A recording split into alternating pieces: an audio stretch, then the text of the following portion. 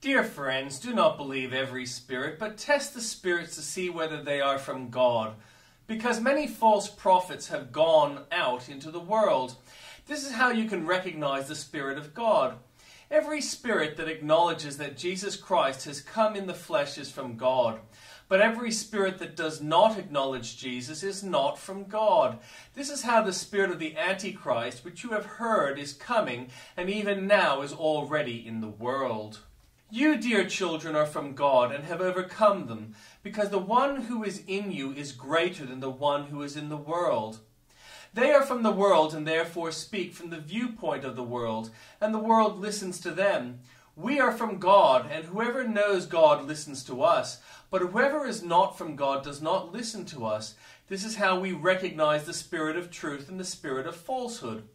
Dear friends, let us love one another, for love comes from God. Everyone who loves has been born of God and knows God. Whoever does not love does not know God, because God is love.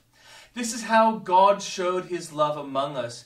He sent his one and only Son into the world that we might live through him. This is love, not that we loved God, but that he loved us and sent his Son as an atoning sacrifice for our sins. Dear friends, since God so loved us, we also ought to love one another. No one has ever seen God, but if we love one another, God lives in us, and his love is made complete in us. This is how we know that we live in him and he in us. He has given us his Spirit, and we have seen and testified that the Father sent his Son to be the Savior of the world. If anyone acknowledges that Jesus is the Son of God, God lives in them and they in God, and so we know and rely on the love God has for us. God is love. Whoever lives in love lives in God, and God in them. This is how love is made complete among us, so that we will have confidence on the day of judgment. In this world we are like Jesus. There is no fear in love, but perfect love drives out fear, because fear has to do with punishment. The one who fears is not made perfect in love. We love because he first loved us. Whoever claims to love God yet hates a brother or sister is a liar. For whoever does not love their brother and sister whom they have seen cannot love God whom they have not seen. And he has given us this command: anyone who loves God must also love their brother and sister. And the Old Testament reading. In the 3rd year of the reign of Jehoiakim, king of Judah, Nebuchadnezzar, king of Babylon, came to Jerusalem and besieged it. And the Lord delivered Jehoiakim, king of Judah, into his hand, along with some of the articles from the temple of God. These he carried off to the temple of his God in Babylonia, and put in the treasure house of his God. Then the king ordered Ashpenaz, chief of his court officials, to bring into the king's service some of the Israelites from the royal family and the nobility.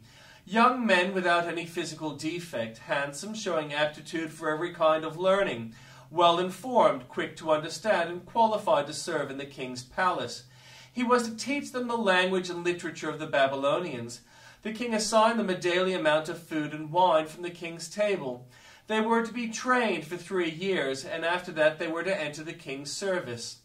Among those who were chosen were some from Judah: Daniel, Hananiah, Mishael, Azariah. The chief official gave them new names. To Daniel the name Belteshazzar, to Hananiah Shadrach, to Mishael Meshach, and to Azariah Abednego. But Daniel resolved not to defile himself with the royal food and wine, and he asked the chief official for permission not to defile himself this way. Now God had caused the official to show favor and compassion to Daniel. But the official told Daniel, "I'm afraid of my lord the king, who has assigned your food and drink. Why should he see you looking worse than the other young men your age? The king would then have my head because of you." Daniel then said to the guard, whom the chief official had appointed over Daniel, Hananiah, Mishael, and Azariah, "Please test your servants for 10 days. Give us nothing but vegetables to eat and water to drink. Then compare our appearance with that of the young men who eat the royal food, and treat your servants in accordance with what you see." So he agreed to this, and tested them for 10 days. At the end of the 10 days, they looked healthier and better nourished than any of the young men who ate the royal food. So the guard took away the choice food and wine they were to drink and gave them vegetables instead. To these 4 young men, God gave knowledge and understanding of all kinds of literature and learning, and Daniel could understand visions and dreams of all kinds. At the end of the time set by the king to bring them into his service, the chief official presented them to Nebuchadnezzar. The king talked with them, and he found none equal to Daniel, Hananiah, Mishael, Azariah. So they entered the king's service. In every matter of wisdom and understanding about which the king questioned them, he found them 10 times better than all the magicians and enchanters in his whole kingdom. And Daniel remained there until the 1st year of King Cyrus. In the 2nd year of his reign, Nebuchadnezzar had dreams. His mind was troubled, and he could not sleep. So the king summoned the magicians, enchanters, sorcerers, and astrologers to tell them what he had dreamed. When they came in and stood before the king, he said to them, "I have a dream that troubles me, and I want to know what it means." Then the astrologers answered the king, "May the king live forever. Tell your servant the dream, and we will interpret it."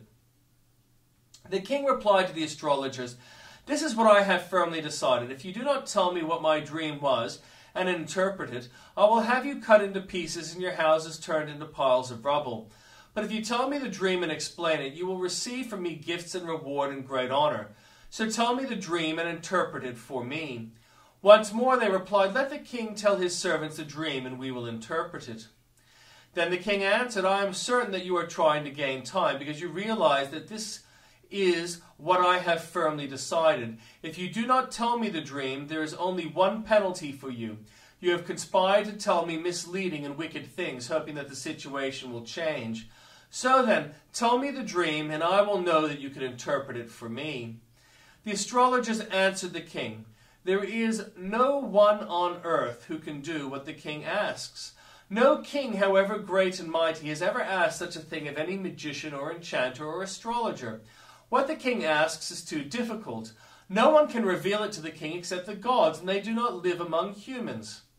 This made the king so angry and furious that he ordered the execution of all the wise men of Babylon. So the decree was issued to put the wise men to death, and men were sent to look for Daniel and his friends to put them to death. When Arioch, the commander of king's guard, had gone out to put to death the wise men of Babylon, Daniel spoke to him with wisdom and tact. He asked the king's officer, "Why did the king issue such a harsh decree?" Arioch then explained the matter to Daniel. At this, Daniel went into the king and asked for time so that he might interpret the dream for him. Then Daniel returned to his house and explained the matter to his friends, Hananiah, Mishael, and Azariah. He urged them to plead for mercy from God of heaven concerning this mystery, so that he and his friends might not be executed with the rest of the wise men of Babylon. During the night, the mystery was revealed to Daniel in a vision. Then Daniel praised God of heaven and said, "Praise be to the name of God forever and ever. Wisdom and power are his. He changes times and seasons. He deposes kings and raises up others. He gives wisdom to the wise and knowledge to the discerning. He reveals deep and hidden things. He knows what lies in darkness, and light dwells with him. I thank and praise you, God of my ancestors. You have given me wisdom and power. You have made known to me what we asked of you. You have made known to us the dream of the king." Then Daniel went to Arioch, whom the king had appointed to execute the wise men of Babylon, and said to him, "Do not execute the wise men of Babylon. Take me to the king, and I will interpret his dream for him." Arioch took Daniel to the king at once and said, "I have found a man among the exiles from Judah who can tell the king what his dream means." The king asked Daniel, also called Belshazzar, "Are you able to tell me what I saw in my dream and interpret it?" Daniel replied, "No wise man, enchanter, magician, or diviner can explain to the king the mystery he has asked about. But there is a God in heaven who reveals mysteries. He has shown King Nebuchadnezzar what will happen in days to come. Your dream and visions that passed through your mind as you were lying in bed are these. As your majesty was lying there, your mind turned to things to come, and the revealer of mysteries showed you what is going to happen. As for me, this mystery has been revealed to me, not because I have greater wisdom than anyone else alive, but so that your majesty may know the interpretation and that you may understand what went through your mind. Your majesty looked, and there before you stood a large statue, an enormous dazzling statue, awesome in appearance. The head of the statue was made of pure gold, its chest and arms of silver, its belly and thighs of bronze, its legs of iron, its feet partly of iron and partly of baked clay. While you were watching, a rock was cut out, but not by human hands. It struck the statue on its feet of iron and clay and smashed them. Then the iron, the clay, the bronze, the silver, and the gold were all broken to pieces and became like chaff on a threshing floor in the summer. The wind swept them away without leaving a trace, but the rock that struck the statue became a huge mountain and filled the whole earth. This was the dream, and now we will interpret it to the king. Your Majesty, you are the King of kings. The God of heaven has given you dominion and power and mighty glory. In your hands he has placed all mankind and the beasts of the field and the birds in the sky. Wherever they live, he has made you ruler over them all. You are that head of gold. After you, another kingdom will arise, inferior to yours. Next, a third kingdom, one of bronze, will rule over the whole earth. Finally, there will be a fourth kingdom, strong as iron, for iron breaks and smashes everything. And as iron breaks things to pieces, so it will crush and break all the others. Just as you saw that the feet and toes were partly of baked clay and partly of iron. So this will be a divided kingdom. Yet it will have some of the strength of iron in it, even as you saw iron mixed with clay. As the toes were partly iron and partly clay, so this kingdom will partly strong and partly brittle. And just as you saw the iron mixed with baked clay, so the people will be a mixture and will not remain united any more than the iron mixes with clay. In the time of those kings, the God of heaven will set up a kingdom that will never be destroyed, nor will it be left to another people. It will crush all those kingdoms and bring them to an end, but it will itself endure forever.